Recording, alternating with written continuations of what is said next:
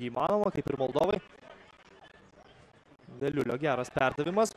Tęsiasi ataka, Norvilas baudos aikštelėje, ieško Upsto, ten pavyksta varžovams sustabdyti Klaudijonas Prodanas.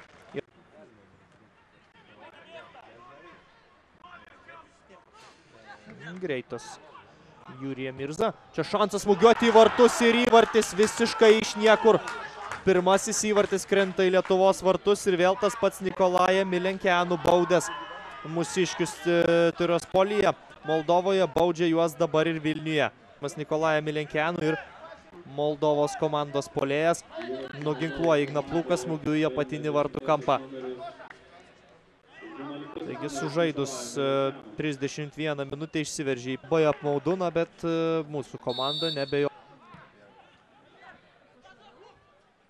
Pažiūrėsime, kokius taktinius sprendimus priims Arminas Narbekovas tam, kad perlaužti šio susitikimo eigą. Čia dar vienas šansas smūgiuoti vis tam pačiam Nikolaja Milenkianų. Skeščio dabar rankomis buvęs kairė Igoris Dima, jis norėjo, kad perdavimą atliktų jam komandos šansas. Į baudos aikštelę perdavimas, smūgis į vartus. Dėja Aleksėjas Spartu. Dabkus, kairė koja, stiprus smūgis.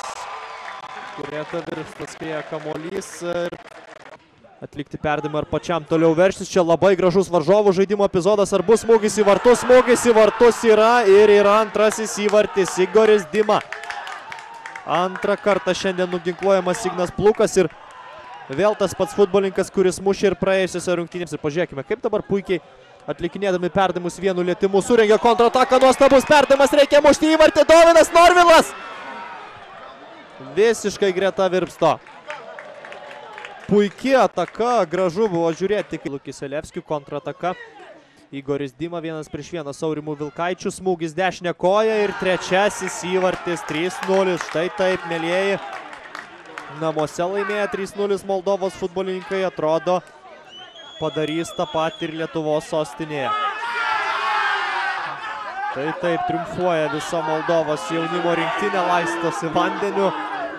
Anksčiau laiko švenčia pergalę, bet turbūt jau